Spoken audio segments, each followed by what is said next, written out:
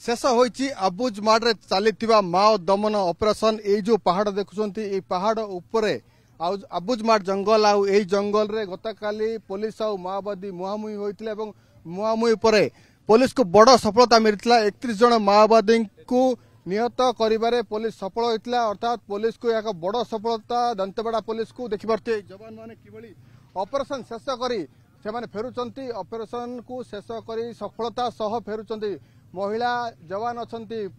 पुरुष जवान अछंती मिलित ऑपरेशन जाइथिले देखिबारते टीम पूरा धाड़ी धाड़ी आसुचंती एवं माओवादी मृतदेह को सेमाने पहाड़ उपरू कांधे कांधे आणुचंती केवल जे मृतदेह ताहा नुहे माओवादी विस्फोरक सामग्री टू आरंभ करी कैंप रे मिलितिया समग्र सामग्री को सेमाने कांधे कांधे आनी एटी पहुंचुचंती एवं ट्रैक्टर मध्ये अणा जाइछि ट्रैक्टर रे सबु माओवादी विस्फोरक सामग्री कथा कहतु मृतदेह सबको ट्रैक्टर रे सेमाने दंतेवाड़ा एसपी ऑफिस को निया जिवो देखिपारथिबे एई टीम वर्तमान ऑपरेशन शेष करछि सफलता मध्ये पाइछि 31 जन माओवादी को निपात करिवार सफल होइछि ता सहित अनेक विस्फोरक सामग्री अत्याधुनिक बंदूक माओ कैंप रु जबत होइछि कहि परिबा ए नारायणपुर एवं दंतेवाड़ा सीमा रे जो माओवादी को टीम थिला तांकर मेरुदंड भांगी जाइछि केडर माओवादी मृत्युवरण करिसंती ता सहित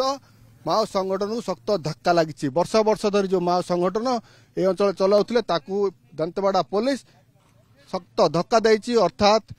ऑपरेशन को सफलता शेष करिछि जदिओ जने जवान सामान्य आहत होइछंती किंतु 31 जन माओवादी कर मृत्यु होइछि देखि परते पूरा टीम एटी पहुंचंती ए जवान मानकु सुरक्षित आनिया पे आमे देखिछु एसपी डीआईजी मते घटनास्थल रे रहिछंती चारि पटे कड़न करा आरोपी करा अर्थात रोड ओपनिंग पार्टी रही